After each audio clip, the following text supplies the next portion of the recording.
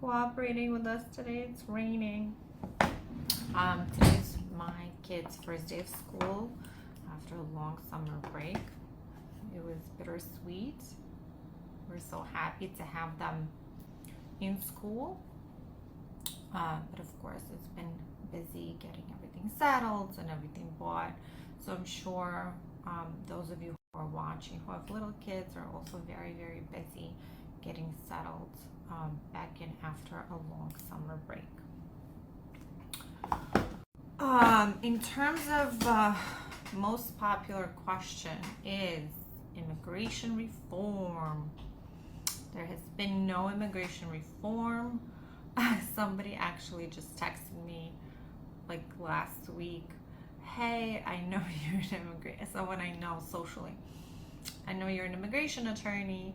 Is it true that everybody who's undocumented in the U.S. gets to have a social security now? No, that is not true, for better or for worse. There's been no overhaul of immigration system. There's been no radical drastic shifts. Don't let anybody tell you otherwise. However, there has been a shift in how certain things are done, and there is a good chunk of people who are now eligible to try and move forward their immigration case. Again, where in the last 4 years they have not been able to do so. So, I guess baby steps. Congress is still out of session, so we're not expecting any big announcements anytime soon. I think when they're back, they're going to be pretty focused on Afghanistan. So I honestly think it would be a miracle if before the end of the year anything goes through Congress that is global to do with immigration. We are hoping that they will finally do something on the Dreamers Act for the kids who were young when they came through the border, because there's a general population consensus that those kids should be helped. So another big thing is we're continuing to work on prosecutorial discretion requests for those people who are eligible. That includes reopening all deportation cases. That includes closing down cases that at this time should not be moving forward for various reasons. That includes keeping people here who otherwise would be deported.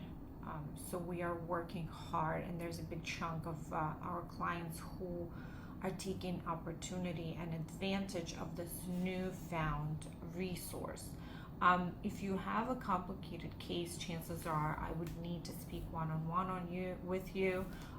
If it's a complicated case and there's a lot of different facts, please don't post it here or on YouTube. Just reach out. You can email us.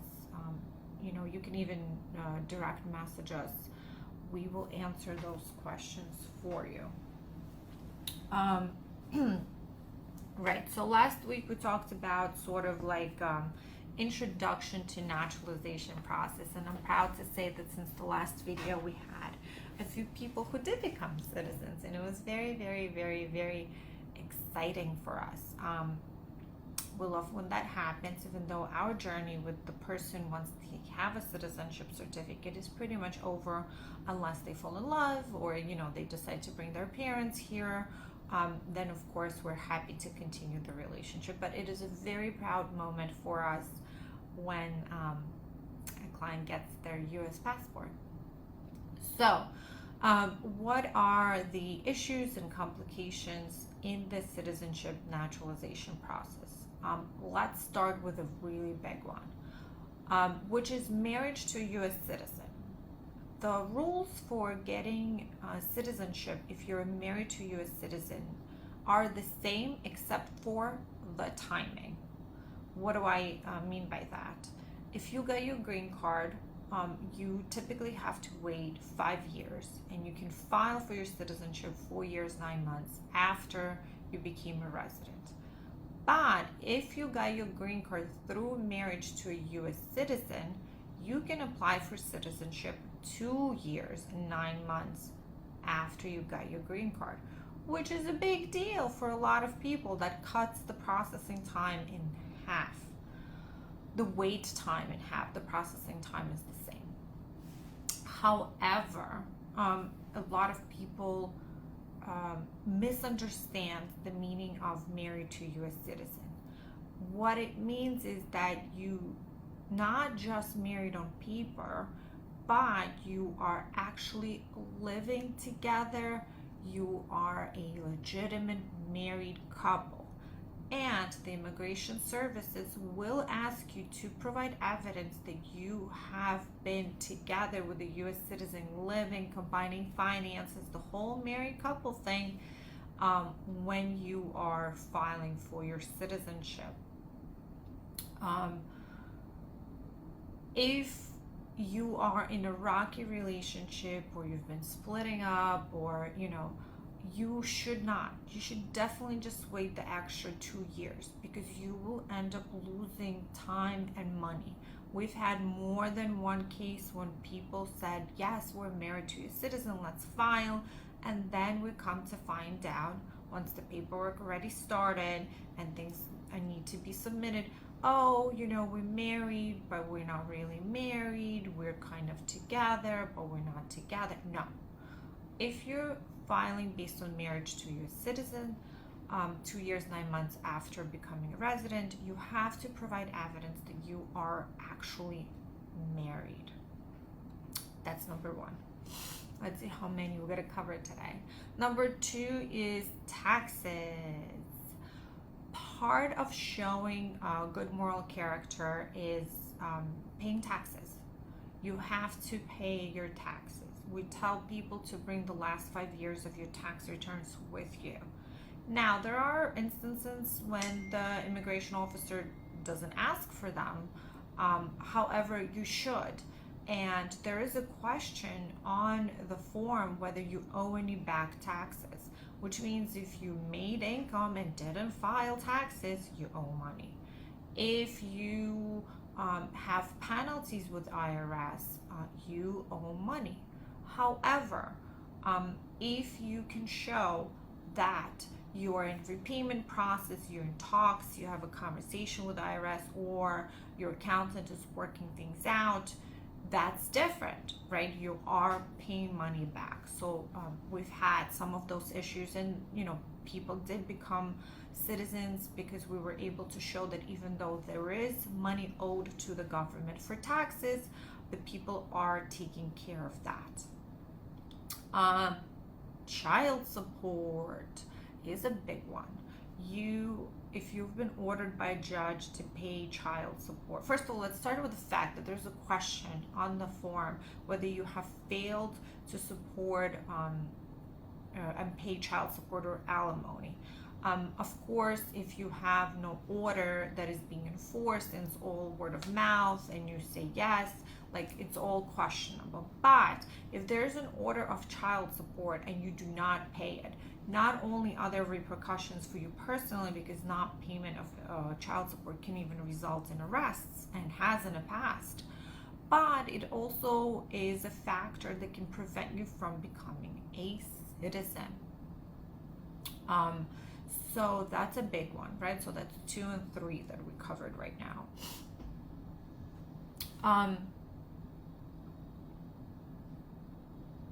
Test, right? So the English reading proficiency and history test. An attorney cannot answer the questions for you in the interview. It's up to you. We can't help you. Our job is not there for that purpose. You have to study. Now, there are exceptions that will allow you not to take the English test and not to take the civics test, right? So for example, there are different ones. There is a combination of how old you are and how many years you've had the green card for that will allow you not to take the English proficiency test, right? And it's listed right on a form. It's like page 2. It says that if you're this old and you've had your green card for this many years, and it says you do not have to take the English proficiency test. Another big one, of course, is the medical exemption, which has been asked about a lot, especially when it's older people and they have cognitive issues and stuff like that. It is medical examination is not something the attorney does. It is done by a medical professional. There are certain requirements that we can explain to you about, but usually it requires an observation by a doctor for a year, and then the doctor can have a diagnosis and list the medication and how that affects your cognitive ability. That form is filled out. Now, just because a doctor has diagnosed you doesn't mean that you automatically do not have to take the civics test. That just means that that is submitted to the immigration with your naturalization application, and then the officer will make a final decision whether they think it's enough or not enough, and whether they will accept the form. Medical exemption form doesn't mean that you just don't do anything. You come in and they give you a certificate. No, you still get to answer questions just in your native language. Biographical questions and security questions are always asked of you. It's just that you don't have to take the test, and the questions can be asked in your native language: Russian, Albanian, Chinese, Italian, whatever. There are, and we have had that, instances where a person who's a green card holder can't speak, can't move because of a disability. And there's a way that a person who's a caretaker under certain requirements can step in and actually do all the legal work that needs to be done and sign everything that needs to be signed, and the person can still become a citizen. Those are complicated cases, and they're case by case basis, but we do and we've done those before successfully. Criminal is always a big issue. Please do not forget that there's always a discretion. There's no such thing as a right to citizenship. You don't have the right to citizenship. If you're born in the United States, you're a citizen. There are also counselor report of birth abroad, which I can cover for you if you're interested in the next section. So that means you have derived your citizenship from your mom or dad or both, even though you were born outside of the U.S. There are certain times when you can derive your citizenship from your parents while living here if you're under certain age and certain requirements have met. So those instances will still result in having a naturalization certificate, but they are different in terms of the person doesn't have to take the test and doesn't have to meet certain other requirements. But if you're talking about a straight up naturalization process, there is a good moral character requirement. Arrests, bad history is one of them. If you have been arrested many times, there's no exact number, but none of those arrests in and of themselves make you ineligible for naturalization. You can still nonetheless miss out on the opportunity unless you can counterbalance your negative history with a positive history. Sorry about that. There are arrests that expire after a certain amount of years. One of the examples is prostitution. And if you have a conviction, you still will be able to become a citizen. There are also certain convictions that happened prior to 95 that we can apply for a waiver for, and if you get the waiver, you can then move forward and apply for citizenship. I have to explain to you why I don't always go into details with the criminal and immigration issues, is because I have to be very careful. First of all, it's one of the most complicated areas of immigration law, crossing to criminal. We often work with criminal defense attorneys when a person gets arrested, and the criminal attorney has the obligation to advise their client of the immigration consequences of their arrest and potential pleas or going to trial. And this is the smart way to do. Most criminal defense attorneys don't know enough about immigration to properly advise them, but it is their obligation after the Padilla Supreme Court decision. So a lot of criminal defense attorneys will ask their client to retain an immigration attorney, and what we do is we analyze criminal history such as rap sheet, interstate rap sheet, and their current immigration situation and their potential immigration outcomes, like if they're in a process of adjustment or they don't have any documents, or if they applied for asylum, or they have already a green card and removing conditions, or just have a green card and if there's potential of having the green card being taken away. We analyze it and we provide like a memo to the criminal defense attorney advising them on what the potential outcomes and what the possibilities are for the client. I will tell you that we do have a clients who have early 1990s convictions that we have then worked with the client to get a specific waiver, 212C in this case, and then the client got the waiver, got the basically right to travel, renewed their green card, and then we applied for citizenship and it was obtained successfully. We also had a interesting episode where a person was told by multiple immigration attorneys, no, your criminal history, you can never get citizenship, don't apply for citizenship, just be happy you have your green card. And we actually got the dispositions, and then we got the minutes of the plea, and there were some inconsistencies, and after working on it and analyzing, we came to the conclusion that the person should be able to naturalize, and they did, and they are a U.S. citizen now. So I don't want to go into specifics because this is not kind of a do-it-yourself situation. If you have a criminal history before applying, we will get your certificates of disposition. We will analyze them and we will let you know if you should move forward or not, right? In New York, as you know, there's been a new legislation that kind of legalized in certain aspects marijuana, and right now we're actually going to be posting a blog on our website about the legislation and what are the outcomes for people, what things are going to be done by the DA's office, the prosecutor's office in New York, and approximately how long they will take. But there are lower level convictions that will be automatically expunged, and there are certain ones that we will have to actually make motions to have them vacated, dismissed. And then afterwards, a person who was previously ineligible for certain immigration benefits and sometimes even citizenship will become eligible. So these are great news, and we're happy to have those developments. So you see sometimes nothing happens on a national stage, right? There was no marijuana general law that was passed by Congress, but if you live in New York and you have been affected by a conviction for sale or possession or what have you, you may now have avenues that were not previously available to you, and it's very, very exciting news.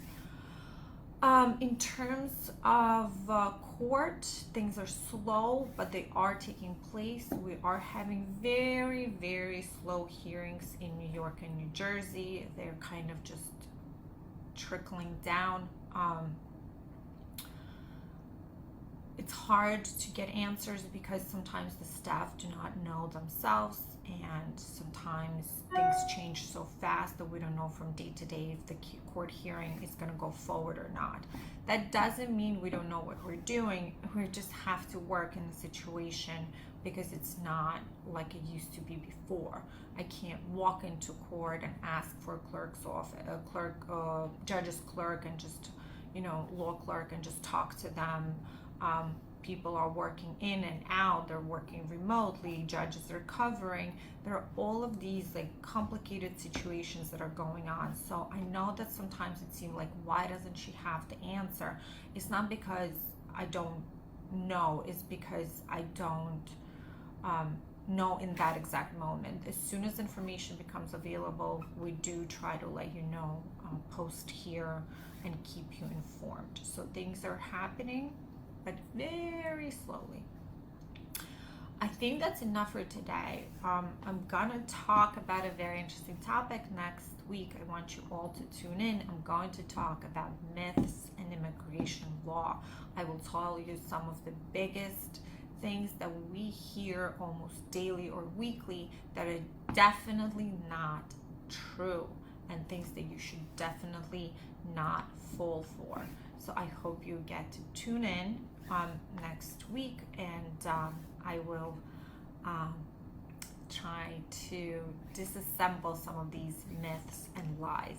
I'm very happy to see everybody here. Keep subscribing to our YouTube channel. We will be posting a link here once this video is done. I'm happy to see everybody here. If you're in New York, please stay safe. As you know, a few drops of rain in New York can cause major disasters. I hope everybody has an amazing rest of their week. I hope we get some sunshine this weekend. And I was very, very happy to see everybody here.